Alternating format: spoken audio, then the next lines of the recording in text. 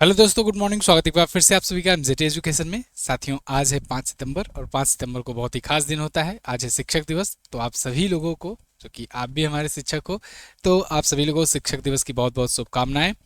और आपकी तरफ से मैं ले ही ले रहा हूँ अपने आप एडवांस में बाकी कमेंट करके आप बोल भी सकते हो। इसके अलावा आज हम लोग बात करेंगे शिक्षक दिवस के बारे में, तो साथ साथ में और भी महत्वपूर्ण क्वेश्चंस के बारे में। 5 सितंबर से बनने वाले जितने भी क्वेश्चन हैं सबको हम लोग कवर करेंगे आज। सबसे पहले लेकिन 4 सितंबर का रिवीजन कर लेते हैं। कल हम लोगों ने पढ़ा था कि केंद्र सरकार ने जीएसटी के किस टैक्स स्लैब को समाप्त करने की घोषणा की है। तो केंद्र सरकार के द्वारा दो जीएसटी के टैक्स स्लैब खत्म कर दिए गए, 12% और 28%। अब कौन कौन से हैं? अब 0% वाला है, 5% वाला है, 18% नहीं है, 18% है, 28% गया है, और एक नया लाया गया है लग्जरी टैक्स, जिसे 40% रखा गया है। ठीक है ना? तो कायदे से देखा जाए 4 टैक्स स्लैब हैं, लेकिन वैसे तो 2 टैक्स स्लैब है ना? तो 2 हटा दिए गए हैं। नई दिल्ली में लॉन्च की गई भारत की पहली स्वदेशी निर्मित माइक्रोचिप, इसका नाम है विक्रम 32। पूरा नाम है विक्रम 3201। ठीक है, 3201 इसका पूरा नाम है। अगस्त 2026 में बैडमिंटन विश्व कप चैंपियनशिप का आयोजन नई दिल्ली में भारत में किया जाएगा। और भारत और थाईलैंड के बीच में अभ्यास मैत्री शुरू हुआ है। इसके अलावा बथुकम्मा उत्सव तेलंगाना में आयोजित किया जाएगा। महिलाओं की वित्तीय साक्षरता को बढ़ावा देने के लिए निवेश दीदी का दूसरा चरण शुरू किया हैदराबाद ने। और आईसीसी ने महिला विश्व कप 2025 के विजेताओं के लिए 4.48 मिलियन डॉलर की पुरस्कार राशि विजेताओं को देने की घोषणा की है। संयुक्त अरब अमीरात में भारत का अगला राजदूत डॉक्टर दीपक मित्तल को नियुक्त किया गया। और भारत ने 2025-26 के लिए अफगान छात्रों को 1000 ई स्कॉलरशिप देने की घोषणा की है। ये टॉप 9 करंट अफेयर के क्वेश्चन थे कल की वीडियो से, जिनका आपने रिवीजन किया है। इसकी क्विज और पीडीएफ आपको एमजेटी ऐप पर दे दी गई है, वहां से आप इसे डाउनलोड कर सकते हो। इसके अलावा पीडीएफ आपको टेलीग्राम पर भी भेज दी जाती है, तो टेलीग्राम से भी पीडीएफ डाउनलोड कर सकते हो। ठीक है ना? रोजाना रोजाना रात को 9 बजे आपको पीडीएफ भेज दी जाती है, 9 पीएम पर। वहां से आप डाउनलोड कर सकते हो। देखते हैं आज का पहला क्वेश्चन। प्रत्येक वर्ष राष्ट्रीय शिक्षक दिवस कब मनाया जाता है? National teachers day. तो राष्ट्रीय शिक्षक दिवस, नेशनल टीचर्स डे, प्रत्येक वर्ष 5 सितंबर को मनाया जाता है, यानी कि आज है। ये डॉक्टर सर्वपल्ली राधाकृष्णन जी की जयंती पर मनाया जाता है, जो कि भारत के पहले उपराष्ट्रपति भी थे 1952 से 1962 तक। फिर आगे चल करके ये राष्ट्रपति भी बने। ये दूसरे राष्ट्रपति भी थे 1962 से 1967 तक ये राष्ट्रपति थे। इनकी जयंती हुई, इनका जन्म हुआ था 1888 में 5 सितंबर को मद्रास प्रेसिडेंसी में, जो कि आज के टाइम पर तमिलनाडु है या चेन्नई कह सकते हो। महान दार्शनिक थे, विद्वान थे, साथ साथ एक कुशल शिक्षक भी थे। इन्होंने कई पुस्तकें लिखी हुई हैं, जैसे रविन्द्रनाथ टैगोर का दर्शन, the Hindu view of life, recovery of faith, ये पुस्तकें इनके द्वारा लिखी गई हैं। इनको 1954 में भारत रत्न से सम्मानित किया गया था। भारत रत्न से सबसे पहले 3 लोगों को सम्मानित किया गया था, उसमें डॉक्टर सर्वपल्ली राधाकृष्णन, इसके अलावा सी राजगोपालाचारी और सीवी रमन जी शामिल थे। ठीक है, पहला जो भारत रत्न दिया गया था पहले वर्ष, उनमें टेम्पल्टन प्राइज भी इनको मिला था। 5 अक्टूबर को विश्व पुस्तक दिवस मनाया जाता है। तो शिक्षक क्या करता है? पुस्तक पढ़ाता है। शिक्षक पुस्तक। तो 5 सितंबर, 5 अक्टूबर याद रहेगा। आगे बढ़ते हैं। कुछ और ऐसे जो महापुरुष हैं, उनसे रिलेटेड जो जयंतियां हैं, जो दिवस मनाए जाते हैं, उनको हम लोग रिवाइज करेंगे आज। जैसे शुरुआत करेंगे जनवरी महीने से, तो 4 जनवरी को विश्व ब्रेल दिवस मनाया जाता है। 12 जनवरी को राष्ट्रीय युवा दिवस, स्वामी विवेकानंद जी की जयंती पर। 23 जनवरी पराक्रम दिवस, सुभाष चंद्र बोस जी की जयंती पर। 30 जनवरी शहीद दिवस, महात्मा गांधी जी की पुण्यतिथि पर। 11 फरवरी को समर्पण दिवस, पंडित दीनदयाल उपाध्याय की पुण्यतिथि पर। 13 फरवरी को राष्ट्रीय महिला दिवस, सरोजनी नायडू जी की जयंती पर। 23 मार्च को शहीद दिवस, भगत सिंह, सुखदेव और राजगुरु जी की पुण्यतिथि पर। 2 बार शहीद दिवस मनाया जाता है, ध्यान रखना, दोनों ही इंपॉर्टेंट होता है, पूछा जाता है। 5 अप्रैल को समता दिवस, समाज सुधारक बाबू जगजीवन राम जी की जयंती पर। 11 अप्रैल को राष्ट्रीय सुरक्षित मातृत्व दिवस, कस्तूरबा गांधी जी की जयंती पर।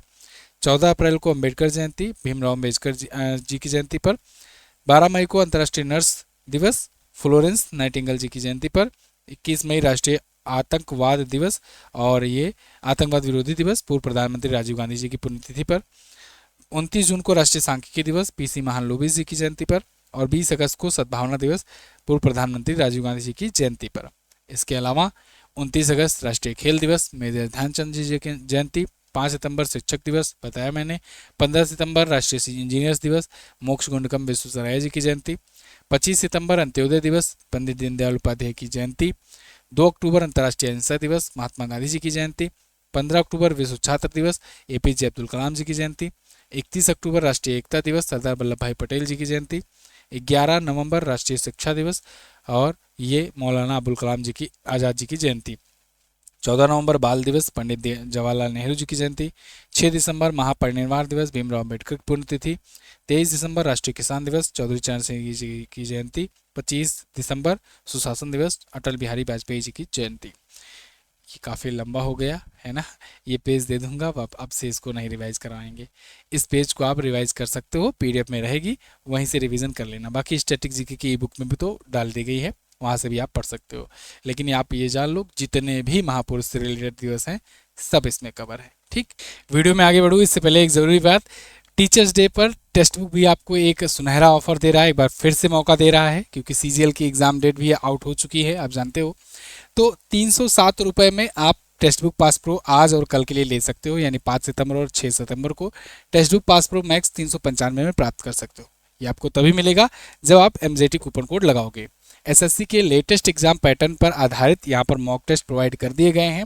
जिस प्रकार से एडीक्यूटी ने अपना नया इंटरफेस लॉन्च किया है उसके अनुसार आप उसके अनुसार टेस्ट दे सकते हो।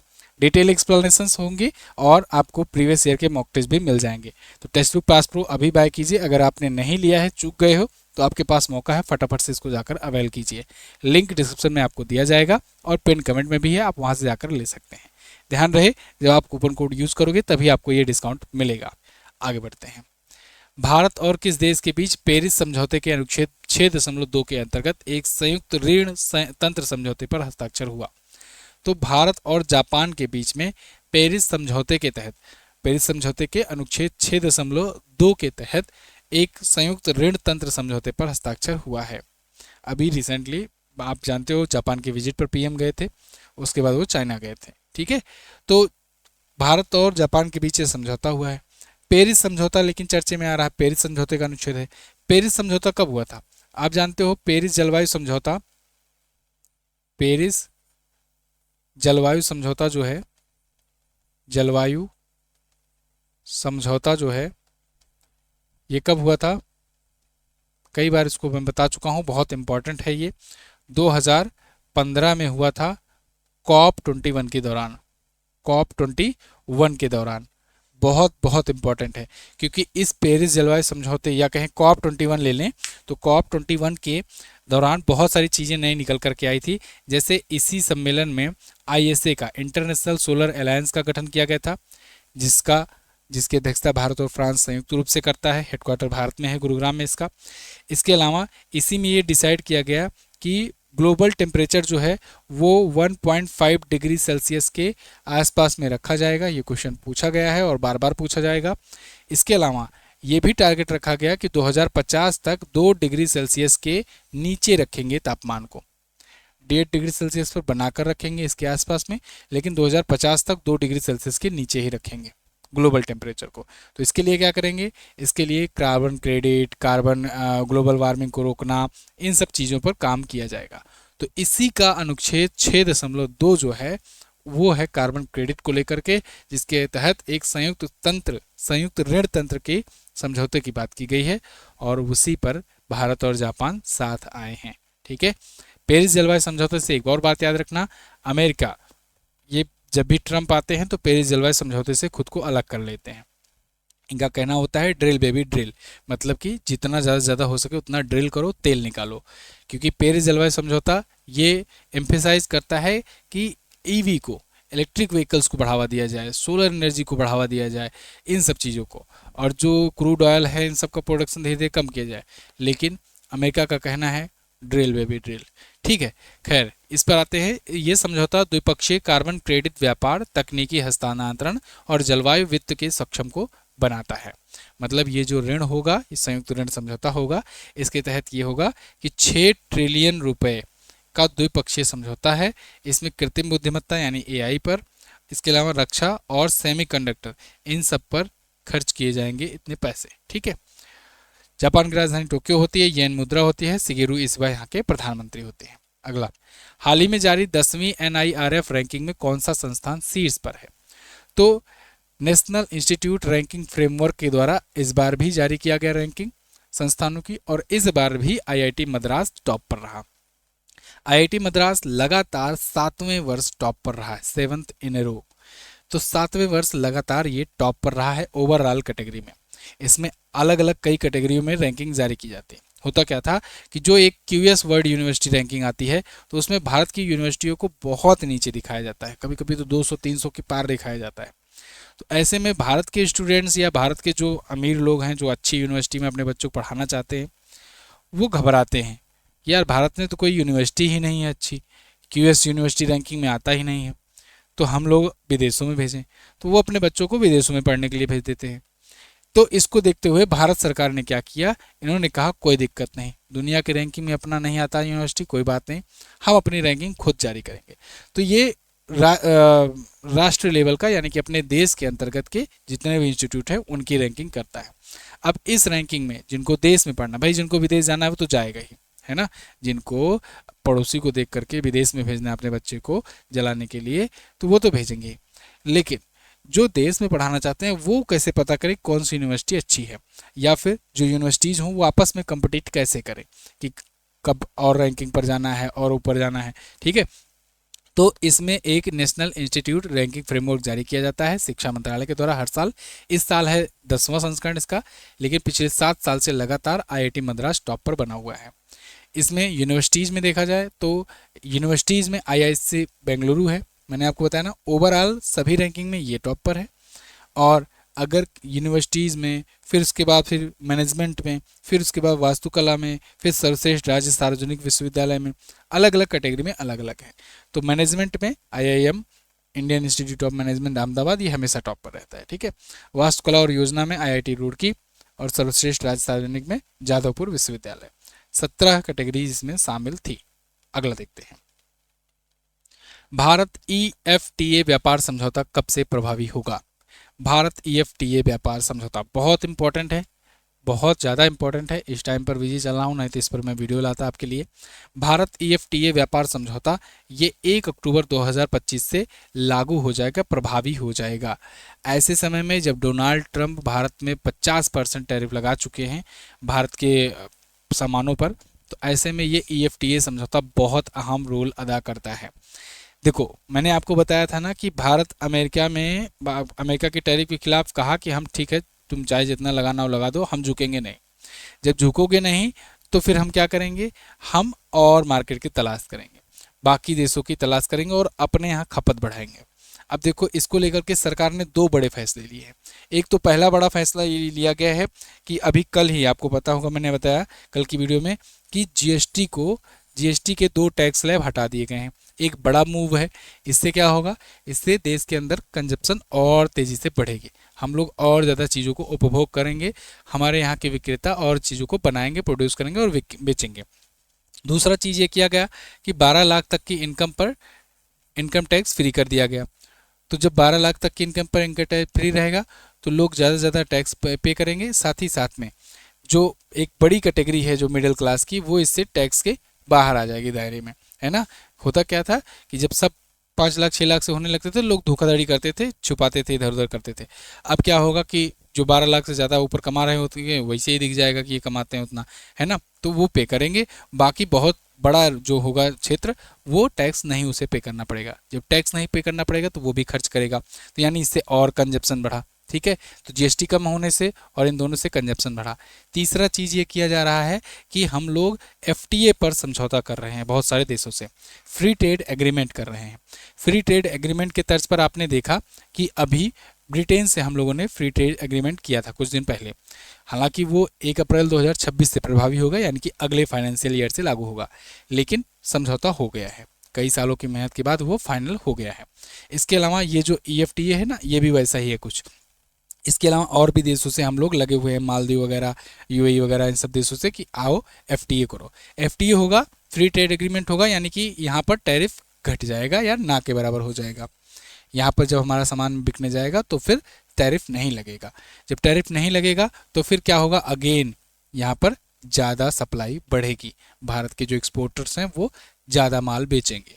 तो ये 3 बड़े चीज़ें हैं, बड़े फैसले हैं जिसके जरिए हम लोग क्या कर रहे हैं, अमेरिका को बाईपास कर दे रहे हैं कि भाड़ में जाओ, ठीक है, तुम ही कोई दादा नहीं हो, और भी मार्केट है दुनिया में, 300 से ज़्यादा देश हैं, वहाँ पर बेच लेंगे। खैर, TPA जो समझाता है ये है trade and economic partnership agreement. ये EFTA ब्लॉक के सदस्य के बीच में है। EFTA ब्लॉक जो है ये 1988 में बना था, 1960 में बना था सॉरी।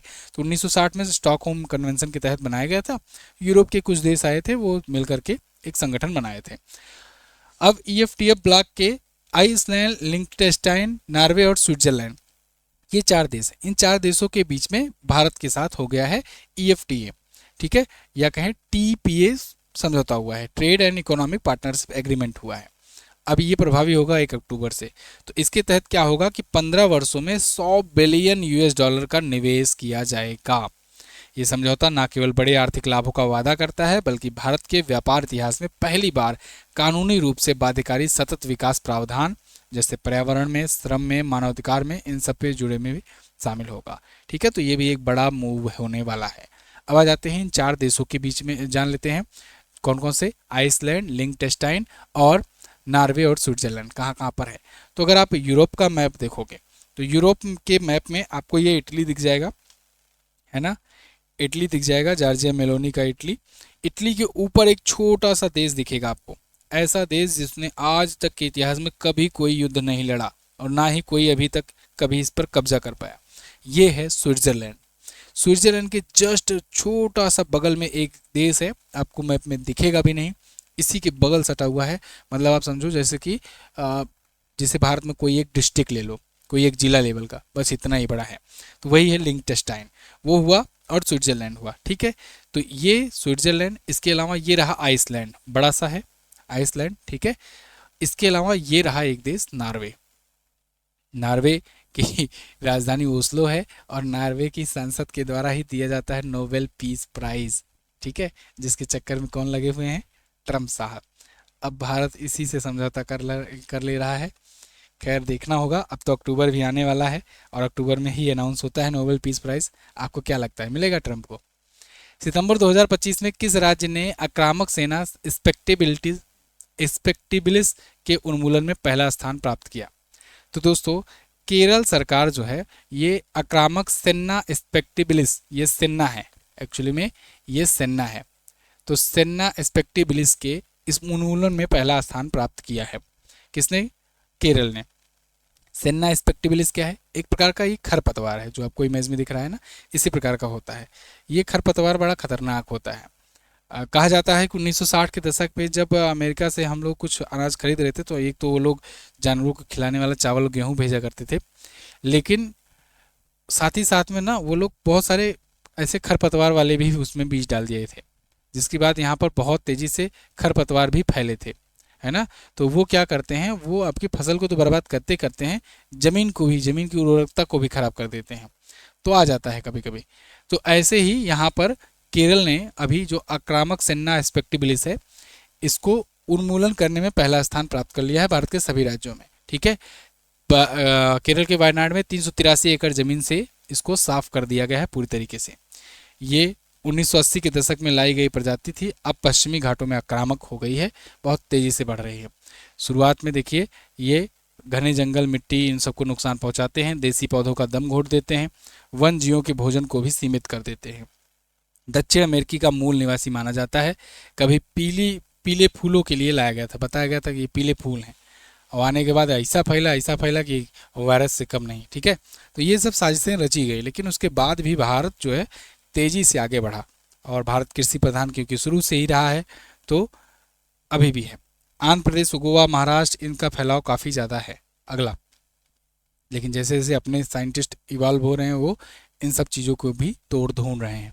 उत्तर प्रदेश के किस शिक्षक को राष्ट्रीय शिक्षक पुरस्कार 2025 से सम्मानित किया गया?